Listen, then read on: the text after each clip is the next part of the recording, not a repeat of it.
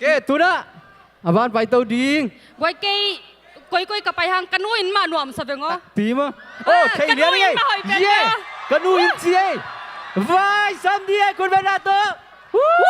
Bye, sam nei le kun ben sa Vai.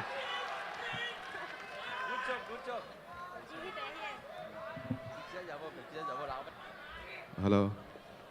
Hello.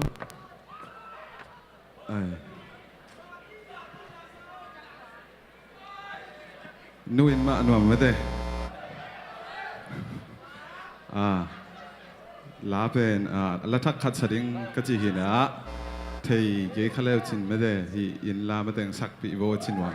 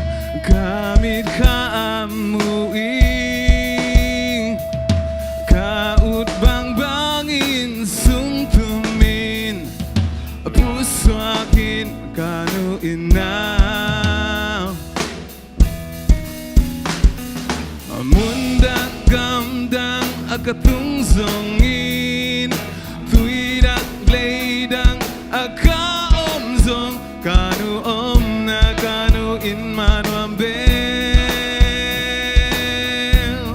in katya hundinga laing gamla pia ka tiang kalung leng loa kanu in noam hong phok lúa in hong ai lúa in nu tu non na in noa me na ang duma hak sa na daw na lung kham na te lo pi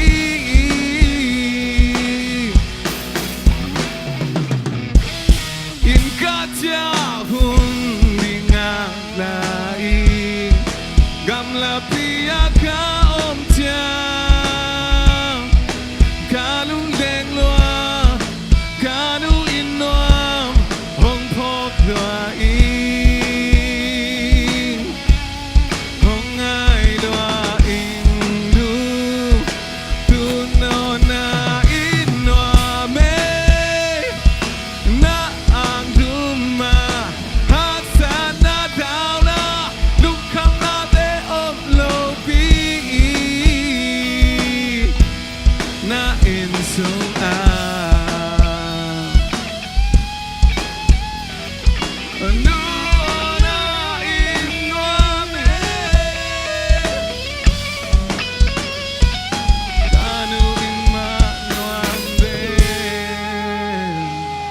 mê Chị hello. Kanuin wa nuam pe ni.